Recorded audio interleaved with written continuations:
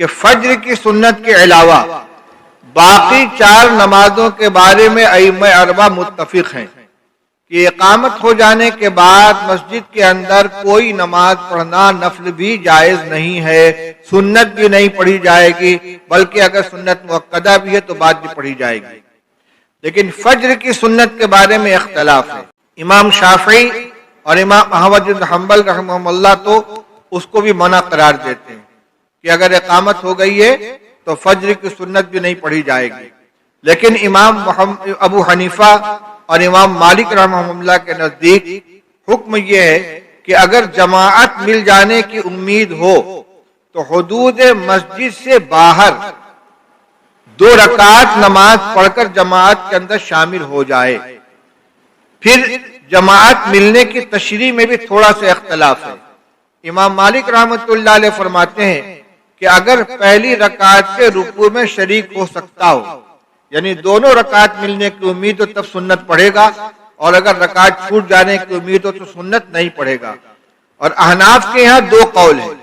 ایک قول یہ کہ قاعدہ اخیرہ میں بھی شریک ہو سکتا ہو تو سنت پڑھ لے گا، لیکن راجح یہ ہے کہ کم سے کم 1 رکعت امام کے ساتھ مل جائے، رکوع میں شریک ہو جائے، کیونکہ آپ نے فرمایا من ادرک رکعتن فقط ادرک الصلاۃ، جس نے 1 رکعت پالی اس نے نماز پالی۔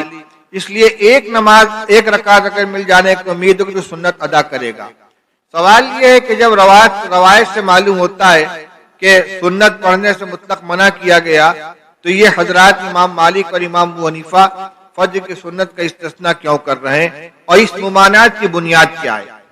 ہمارے نزدیک ممانعت کی بنیاد مسجد کے اندرونی حصے میں جماعت کے قریب کھڑے ہو کر سنت پڑھنا ہے۔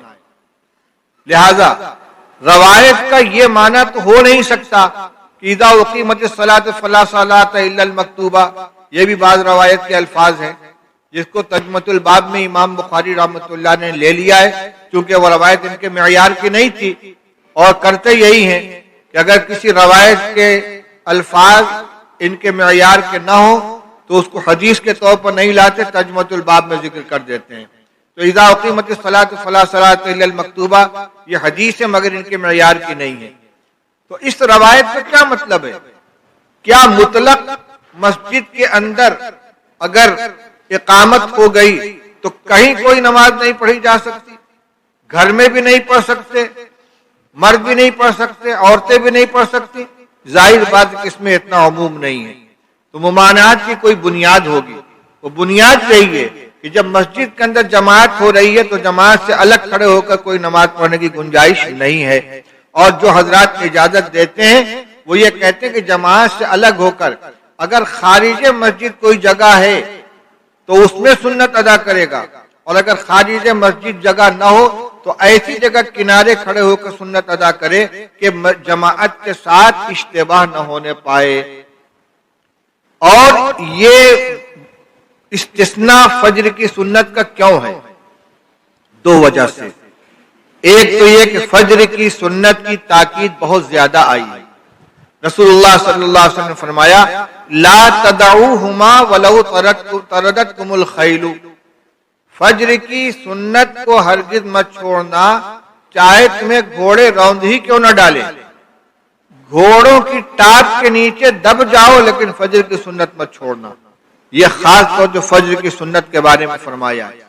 اسی طرح اگر کسی کی جماعت چھوٹ گئی ہو اور وقت نکل گیا ہو تو سوائے فجر کی سنت کے کسی سنت کی قضا نہیں ہے۔ ظہر کی جماعت چھوٹ گئی، وقت کے اندر قضا کی جائے گی تو سنت کی بھی قضا کی جائے گی، لیکن اگر وقت نکل گیا تو صرف فرض کی قضا کی جائے گی۔ اور فجر کی نماز چھوٹ گئی ہے تو جب تک زوال شمس کا وقت نہ آ جائے اس وقت تک اگر فجر پڑھی جائے گی تو فرض و سنت دونوں کی قضا کی جائے گی۔ اور بڑی وجہ یہ ہے کہ صحابہ کرام رضی اللہ تعالی عنہ کی بڑی جماعت سے یہ عمل منقول ہے کہ وہ مسجد کے اندر آئے، جماعت ہو رہی ہے، انہوں نے کہیں کنارے کھڑے ہو کر سنت ادا کر لی۔ حضرت عبداللہ ابن عمر رضی اللہ تعالیٰ عنہ مسجد میں تشریف لائے، دیکھا کہ جماعت ہو رہی ہے حضرت حفصہ رضی اللہ تعالی عنہا کے حجرے میں، جو ان کی بہن کا حجرہ ہے، ان اندر تشریف لے گئے اور سنت ادا کی اور آ کر جماعت میں شامل ہو گئے۔ مصنف ابن ابی شیبہ اور شرح مشکل الآثار، شرح معانی الآثار امام طحاوی 20 صحابہ سے تقریباً اس طرح کا عمل منقول ہے۔ ظاہر بات ہے کہ یہ روایت اور حضور صلی اللہ علیہ وسلم کی تاکید ان کے سامنے بھی تھی، لیکن وہ سمجھتے تھے کہ فجر کی نماز فجر کی سنت کا معاملہ اور سنتوں سے الگ ہے۔ تو ہمارے نزدیک دونوں فضیلتوں کو جمع کرنا ہے کہ جماعت چھوٹنے بھی نہ پائے اور مسجد کے اندرونی حصے میں سنت بھی ادا نہ کی جائے اور فجر کی سنت بھی ادا ہو جائے۔